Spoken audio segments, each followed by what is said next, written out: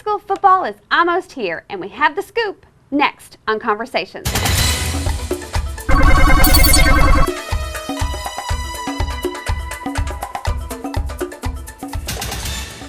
Hello and welcome to Conversations. I'm Jeannie Curtis. Friday Night Lights begin on August 30th, and to help get us in the spirit of things is John Nelson, who had a chance to talk with all 6 high school varsity football coaches. John? Well, thanks, Jeannie. Last year, Arlington ISD Athletics had several achievements in sports. As we head into this new school year, I would like to take the time to highlight some of these accomplishments. 1 high school advanced to the Fall Tennis Regionals. 6 high schools advanced to the Regionals cross-country meet, and 7 soccer teams made it to the playoffs, with 1 boys team advancing to the second round and 1 girls team advancing to round 3. In track, athletes from all 6 high schools advanced to regionals. 3 advanced to state. In golf, 3 teams went to regionals. 1 medalist advanced to regionals. 1 medalist advanced to state. In gymnastics, 2 teams advanced to state. 2 went to national high school meet. 1 high school won the National Cheerleaders Association's national championship. 7 basketball teams advanced to the playoffs. 1 team advanced to the regional finals, and 1 boys team and 1 girls team advanced to the regional semis. 2 high schools advanced into the softball playoffs, and 3 teams advanced to the baseball playoffs, with 1 boys team advancing all the way to the state semifinals. In volleyball, 3 school teams advanced to the playoffs, with 1 team advancing to regionals. And in football, 4 high school teams advanced to the playoffs, with 2 of the teams making it to round 3, which brings us to our show today, where we preview the upcoming season. Head coach Scott Peach in his 11th year guiding the Arlington Colts, Arlington making it 3 rounds deep in the playoffs last year. Scott, you had a motto last year, leave a legacy, and in a way, some of the kids did. Well, it was really amazing for us because I had several kids come back the year before, former players, and talk to our team. And every one of them talked about leaving a legacy at Arlington High School. And so we started that motto with last year's football team because of that. And the neat thing was we got UTA back after we lost it. That was before the season started. We got new field turf out there at Arlington High. Nike did some uniforms for us that were out of this world, and we had done some things before the season even started last year where we had kind of started leaving a legacy on Arlington High School. And then add to it a team that won 10 ball games, which is only the 10th time in our 108-year history that that's happened, to go 3 rounds deep, to win the first round playoff game at Cowboy Stadium, and first time to ever play in the new stadium, and win that game, left a legacy. And then we won our first home playoff game against Abilene Cooper round 2. And that's the first time Arlington High has done that since 1994, winning a home playoff game. And so there were a lot of things last year that built on that motto, and so we were excited about it. You start the season September 6th. Talk about that scheduling. Well, you know, the exciting thing was I'd always played week 0, and we hadn't had a lot of success at it. And, you know, we just weren't ready to play for whatever reason. That kind of falls on the head coach sometimes. But we decided because of scheduling to play week 1 as our first game, and it turned out to be great.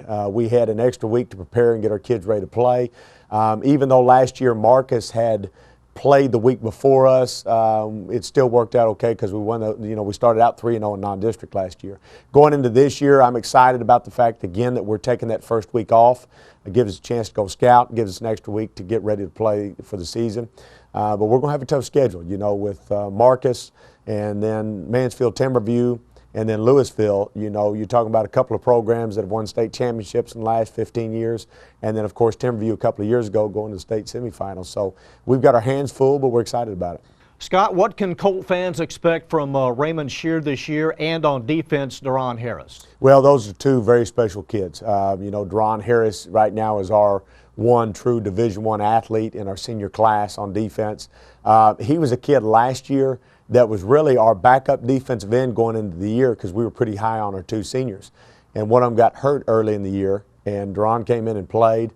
And he turned out to be our best defensive end last season, was outstanding, one of the tops in the district. He's explosive, he's a playmaker, he's relentless to the football, and he's tough to block and pass too. He's a great pass rusher. Raymond Shear last year, it couldn't have been better for him because coming in as a sophomore, he didn't have to carry the whole load himself. even though he was a special athlete. So he balanced time with Brandon Washington, who was our senior tailback, and it was a great 1-2 punch for our football team on offense. This year he's going to have to carry the load, but as a junior we expect that from him. And, you know, we hope we have another 1,000-yard rush from the backfield. And he's tough. It's important to him. And then obviously he's got tremendous speed.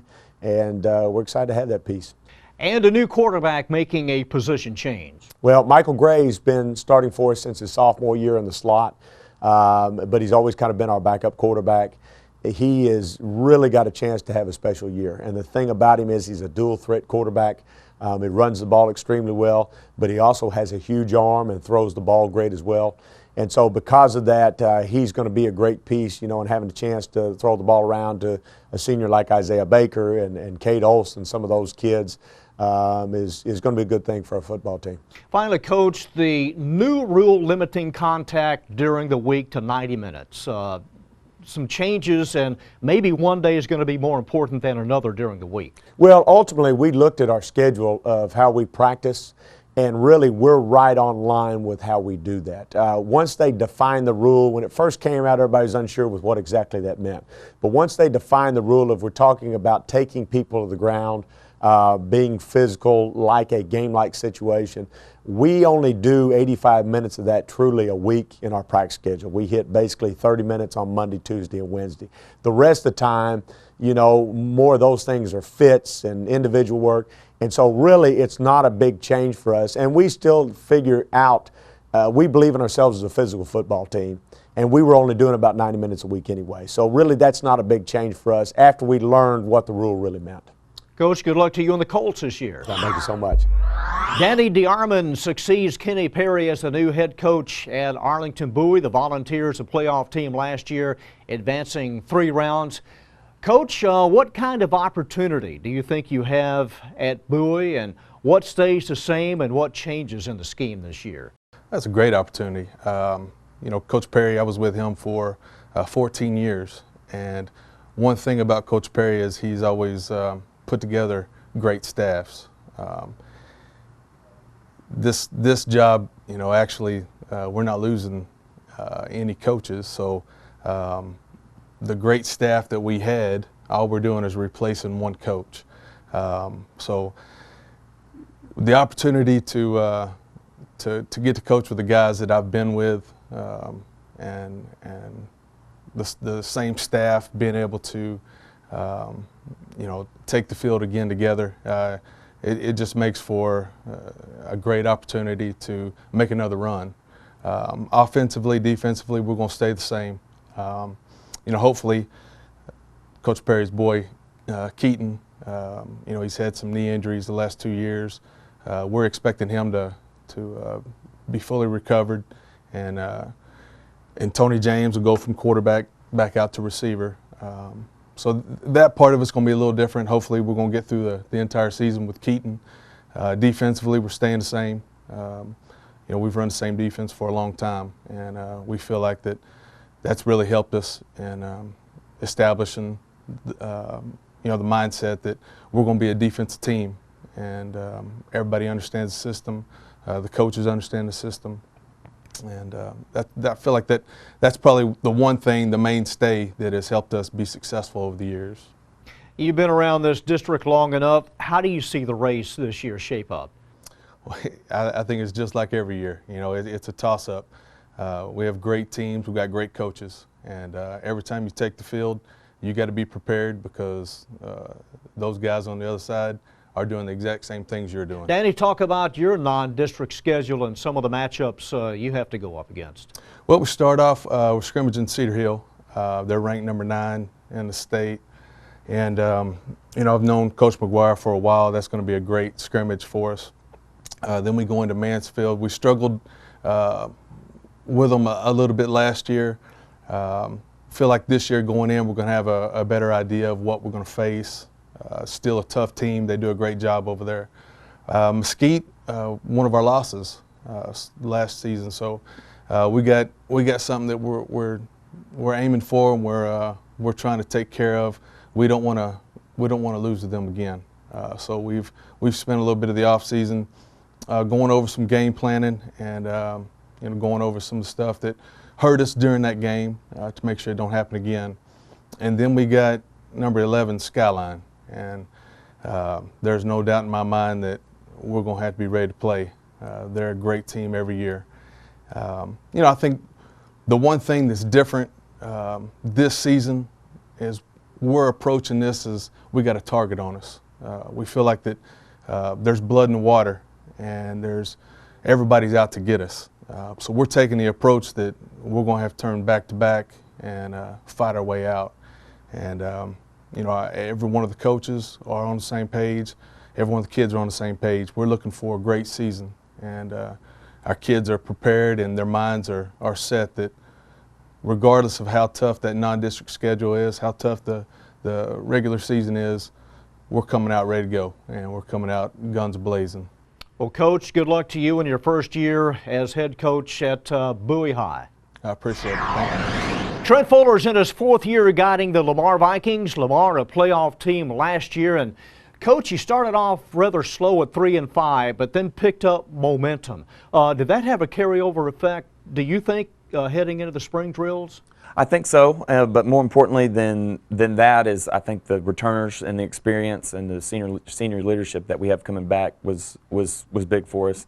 Probably had one of the best off seasons that we've had, and again that goes back to a lot of people with experience being back on the field and leading the team, and feel good about where we're at.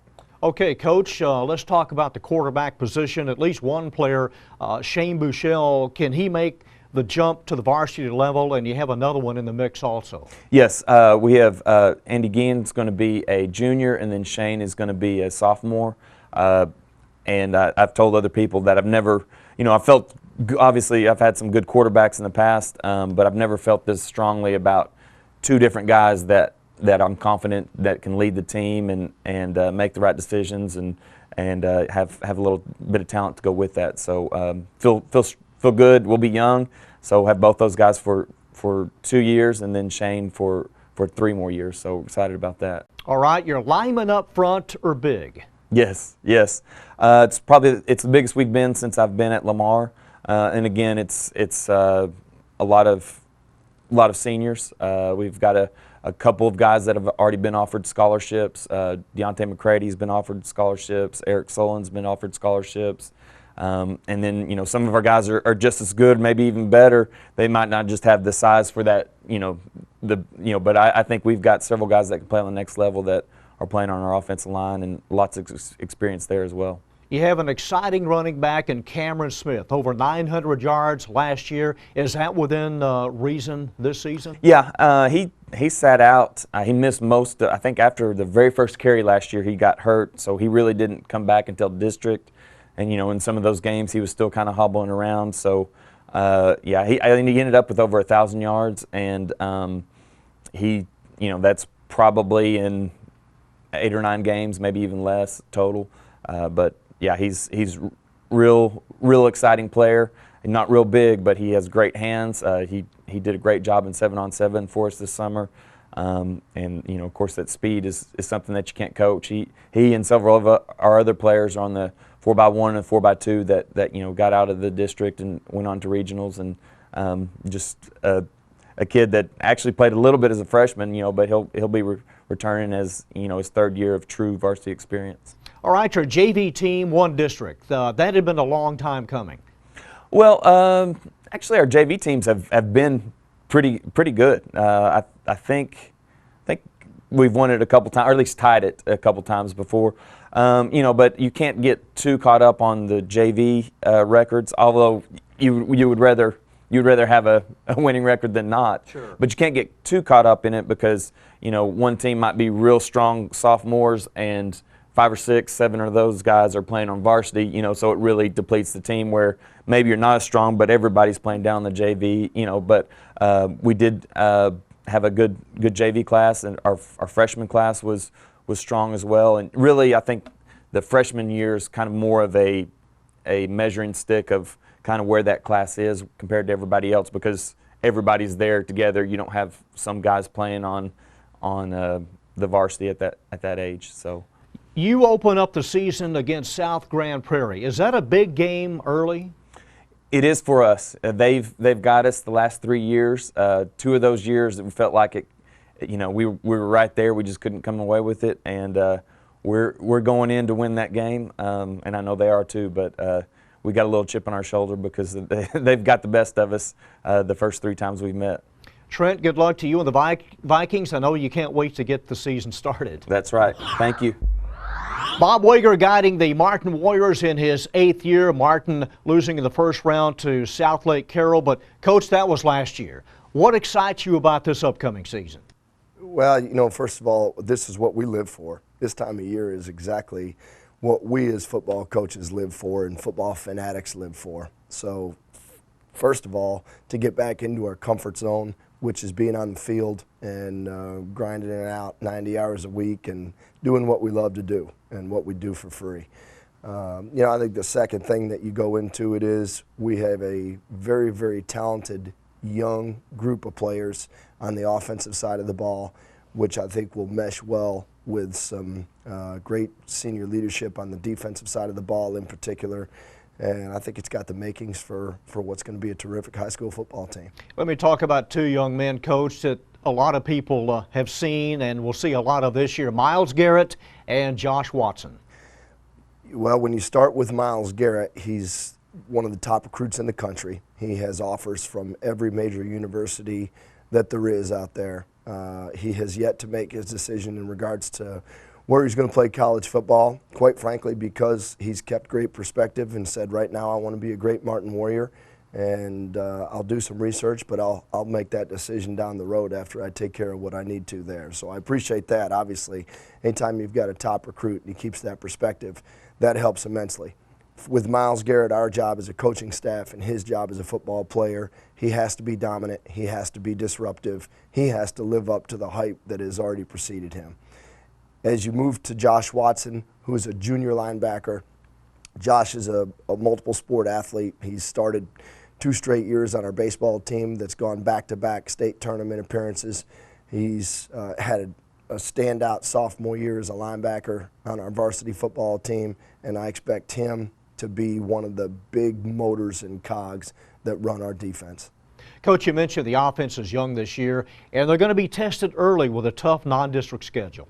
We will. We actually scrimmaged the defending state champion Allen Eagles, and then we opened with DeSoto, Skyline, and South Grand Prairie, and I think you could certainly argue at least that we have one of the tougher non-district high school football schedules in the country, and did it for good reason. You know, don't know if we were quite at the point last year where we were ready to take on that challenge, but I think if you wait until you're ready, you might never do it.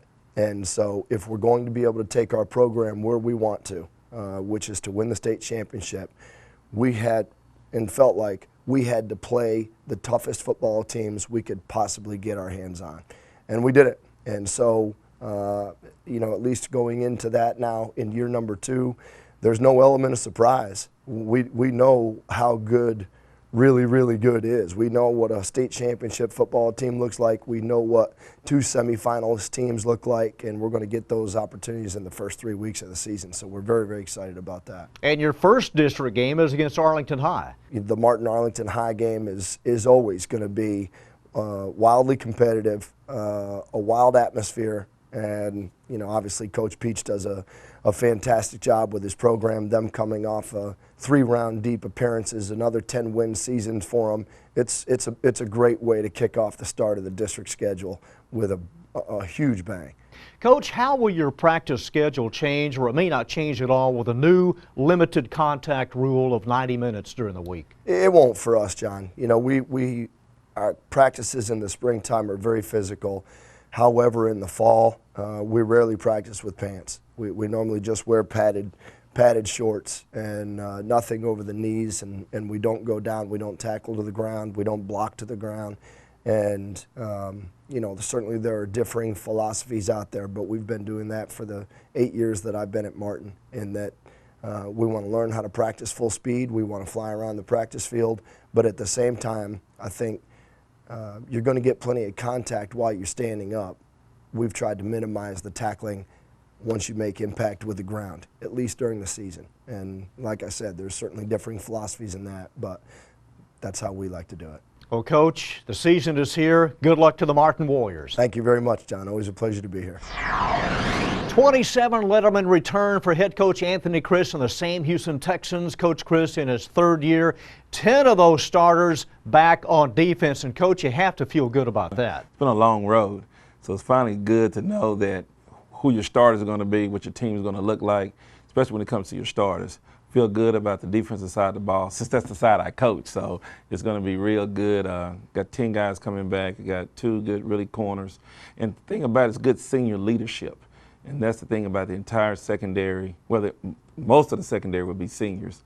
And so it's going to be, we look forward to a good time on defense this year. And a couple of those seniors, all district last year, Mr. Sykes and Mr. Black. Yeah, Division I recruits this year. Both have had a good summer. DeJuan Sykes and Marvin Black, 6-foot corners, probably 2 of the best corners in the state, maybe even the nation. So I feel good about that, especially in this district when you're playing teams like Lamar, Arlington High, they really chunk it around a lot. Even Martin will throw it more this year than they probably had in the past. So feel good about our secondary, especially with 2 guys sitting on the corner. Feel good about it, so it's gonna be good. Anthony, your non-district games are all at Wildman, and your first district game is home. A flip-flop, but a much-needed break for you to at least be on campus the first month of the season. Yeah, I feel like I want the district to make some money. So we brought all the games back home. And so I designed it that way last year because everyone was saying to me, why are you playing so many games away? And I was like, we have a young ball club, but home field advantage for these guys senior year, which is this year, should be big. We have 8 games in Wyoming. We'll get on the bus 2 times the entire season. Hopefully, we'll get on the bus 3 times. The 3rd time going to Cowboy Stadium in the playoffs. But I feel good about the home opener against my brother, against ODY at the Chris Extravaganza. And then North Mesquite, we play them on my birthday. And then the battle at Wyoming with Seguin and Coach Lynn against Seguin and the Seguin Cougars. So it shapes up to be a pretty good preseason. Do you have the belt? I have the belt. Look at it every day. Every now and then I shine it up. Make sure we have the belt. That was a big deal last year. Still on the AISD website, and actually went viral. People from all over the country and all over the state were talking about that belt. So kind of a neat thing that me and my brother kind of fell into last year. Actually, my son, who coaches at ODY and is the defensive coordinator this year, brought the belt to the game because in our family we always play for a belt. We play a lot of PlayStation, Xbox, Madden, and college football. And the winner gets a belt. And so since the family deal is we play for a belt. And so since the 2 families were playing against each other last year, my son brought the belt out to the game and presented me with the belt after the win. So it's a good deal. Quarterback Irvin Hill over 1,000 yards last year, 9 touchdowns. What can we expect of him this season? It should be bigger and better. He has a season underneath his belt now, being a sophomore last year. Just kind of threw him into the fire. We had to. Now he's seasoned, he's gotten a little bit bigger, 6'2", 195 pounds. Had a real good summer, had some good camps, had a good 7-on-7 campaign. We didn't do any tournaments, but the leagues that we played in, we were pretty good. We only lost 2 7-on-7 games all summer. And so I think he's going to be a pretty good quarterback. I'm very excited about the things that he's going to bring to the plate this year. Finally, Anthony, the limited contact rule during the week. Is there a drawback, or what's the good of that? It's good because, we all do it anyway. When we first saw the rule, when it first came out and said 90 minutes, we all were in an uproar. Then when we looked at the rule, we said, well, none of us practice 90 minutes anyway of contact. Especially today with concussions and things like that of that nature. No one practices 90 minutes, and the spirit of the rule is they don't want 90 minutes of hard contact taken into the ground. No one practices like that anymore. Now, when I was growing up, we had 180 minutes of a week of contact like that. But I think it's good. We all do it anyway. We already have it built in. We only practice hard probably 2 days a week, Monday and Tuesday, where there's a fierce contact. Wednesday we back off, and Thursday is a walkthrough. And so I like the rule. I like it. The safety is a big issue here. When you have concussions and you've had kids dying, it's a serious thing. So the UIL, I think, did a good job in stepping forward and implementing the rule for 90 minutes. Coach, it should be an exciting year. Good luck to you and the Texans. Well, thank you. I'll see you in November in Cowboy Stadium. All right. Well, I'm sorry, AT&T Stadium. Carlos Lynn is in his 6th year at Arlington. Seguin, 22 Letterman return for the Cougars, 8 on offense. And Carlos, numbers-wise, I guess you have to feel pretty good heading into the season. Absolutely. You know, this year we're going to have 33 seniors. You know, we've normally had 22 to 23. Now, you know, we've got some guys that have been in the program, been my 6th year since the 7th grade. So it's going to be a lot of kids that all they know is the way that we do things. So it's, you know, I'm real optimistic about this year. What good things came out of the spring game that excites you about the upcoming season? 3 out of the 5 offensive linemen that we had last year coming back, and the offensive line looked real strong. Of course, we have our quarterback, Kelton Moore, who's been a 3-year starter for us as well, who looked outstanding. And one of the big things about Kelton this year is he's probably going to start for us on defense as well at strong safety, and he's that kind of athlete. And we had some younger kids. We had some holes to fill. We had some younger kids. We got a sophomore, Darian Hammonds, at running back that was tremendous, had a tremendous spring. We've Rashawn Marble at defensive end. We moved him out from defensive tackle, moved him out to defensive end. He's going to be a beast. He's a A to B guy, has a high motor, and we're expecting a lot of great things from him. Carlos, the way that you use Kelton, the quarterback in the running game, it's paramount that he stays healthy this year. Absolutely. You know, we were fortunate last year that we had Ace Mays as the backup quarterback. He ended up scoring 15 touchdowns. Kelton had a nagging high ankle sprain that just kept him out for the majority of the season last year. So he's had an outstanding offseason. He didn't play basketball this year because he wanted to get a full football offseason and get his body, you know, back to tip-top condition. And he had an excellent offseason. So keeping him healthy is paramount. Okay, you open the season in Lancaster against Fort Worth Nolan. This is part of the Lancaster Classic. Nolan didn't lose much. They're pretty salty when it comes to state tournaments. Absolutely, they're and Coach Prudhomme does a good job over there. You know, they're not flashy. They don't do a whole lot of things. But they don't beat themselves. They play football the right way. They're gonna be smash mouth, physical ball club, and I think early for us that's gonna really test us to see where we are in the toughness area. You know, being in a 15-4A is a lot of tough, hard-nosed football teams, and I think that's a good opening match for us to kind of see where we are. Finally, Carlos, the upgrades at the facilities at Seguin, how has that helped in the last couple of years? Can you see a good effect? Well, I tell you what, the community is real excited because we can't keep people off the track. You know, we can't keep people, you know, off the field, you know, coming to work out. It's gorgeous. It's very eye-popping. And for us, you know, having a place when it rains, you know, not being on a muddy field, you know, being able to stay at your school and not be bused to another campus to try to get a practice is just it's made life a whole lot easier, and our kids love it. You know, our sub-varsities play there. We get nothing but compliments from the other schools and other programs around the area that come and play at our facility, and we're looking for more great things to come facilities-wise here in AISD. You play in a tough district. Favorable home schedule. You have, at least on paper, Red Oak. You've got Waxahachie and Summit. So at least on paper, it's a favorable home schedule. Absolutely. You know, all those are quality ball clubs, but you know, as I do, you have to take care of home, and those games are going to be real critical. You know, we lost to Summit last year in overtime. You know, we beat Waxahachie in Waxahachie. So those games, those matchups are going to be real critical to our success this year in that 15-4A district. Should be an exciting season, Carlos. Good luck to the Cougars. Absolutely. Thank you so much. All right, Jeannie, back to you. Thanks, John. That does it for us as well. I'm Jeannie Curtis, and I'll see you next time here on Conversations.